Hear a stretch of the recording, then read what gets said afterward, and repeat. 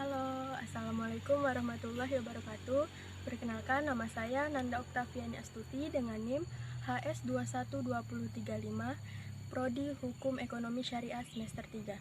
Di sini saya ingin menjelaskan sedikit makalah saya dalam bentuk video dengan judul Unsur-unsur dan fungsi manajemen dalam mata kuliah manajemen dengan dosen pengampu Bapak Zainal Abidin. Nah, kita masuk ke pembahasan, yaitu ada unsur-unsur manajemen dan fungsi manajemen. Sebelum itu, kalian tahu nggak apa sih itu manajemen? Manajemen itu adalah seni melaksanakan dan mengatur. Hal ini terjadi karena ilmu sosial yang bersifat dinamis yang selalu mengikuti perkembangan zaman, sehingga manajemen mengatur yang tidak teratur menjadi teratur. Di sini ada unsur-unsur manajemen. Yang pertama ada man, money, methods, material, machines, dan market. Yang pertama ada man. Man adalah tenaga kerja manusia, baik itu tenaga kerja pimpinan maupun tenaga kerja operasional atau pelaksanaan. Yang kedua ada money, adalah uang yang dibutuhkan untuk mencapai tujuan. Dan yang ketiga ada methods, adalah cara yang digunakan ataupun upaya untuk mencapai tujuan. Yang keempat ada material, adalah bahan-bahan untuk mencapai tujuan. Dan yang kelima ada machines, yaitu mesin atau alat-alat yang diperlukan untuk mencapai tujuan. Dan yang terakhir ada market, yaitu sarana pasar ataupun tempat untuk menjual barang-barang ataupun produk yang dihasilkan.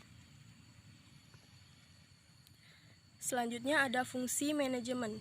Manajemen harus memiliki fungsi sepenuhnya pada setiap organisasi untuk mencapai tujuan organisasi secara efektif dan efisien.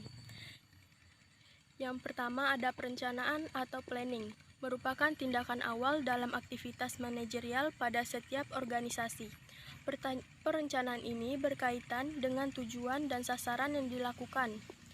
Manfaat dari perencanaan adalah yang pertama ada mengurangi ketidakpastian dan perubahan pada waktu yang akan datang. Yang kedua ada memungkinkan bisa melakukan pilihan ataupun suatu tindakan. Adapun fungsi dari perencanaan ini adalah yang pertama ada menjelaskan berbagai masalah, yang kedua ada menentukan prioritas masalah, dan yang ketiga ada mengkaji hambatan dan kendala. Yang kedua ada pengorganisasian atau organizing, adalah suatu proses pembagian pekerjaan yang ditangani dan mengkoordinasikan hasil yang dicapai. Dan yang ketiga ada penggerakan, adalah gerakan dari individu ataupun mesin dan alat-alat yang digunakan. Setidaknya unsur manajemen ini mencakup manusia, ruang, mesin, waktu, market, metode, dan material. Keempat ada pengarahan atau directing, adalah arahan ataupun bimbingan terhadap para petugas pelaksana yang terlibat. Dalam pelaksanaannya, pengarahan ini seringkali dilakukan bersamaan dengan controlling. Jika pengarahan yang disampaikan manajer sesuai dengan kemauan dan kemampuan dari staf, maka staf pun akan termotivasi untuk meningkatkan potensinya dalam melaksanakan kegiatan. Dan yang kelima ada penyusunan pegawai atau staffing, adalah pengarahan dan melatih sekelompok orang yang mengerjakan suatu tugas dan memelihara kerja yang menyenangkan. Penyediaan staf merupakan pengarahan dan pelatihan sekelompok orang yang mengerjakan suatu tugas dan memelihara kondisi kerja yang menyenangkan. Dan yang terakhir ada pengawasan atau controlling, adalah aktivitas untuk mengetahui hasil dari berbagai kegiatan dan tujuan organisasi.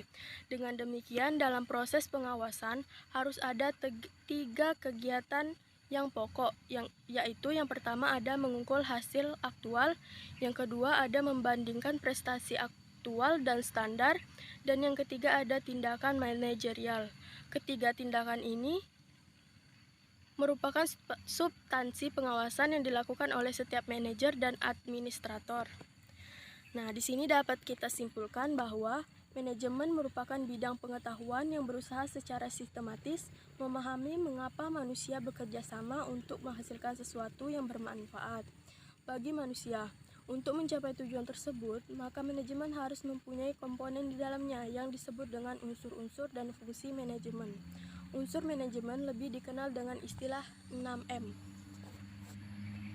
Nah, itulah tadi hasil dari presentasi makalah saya.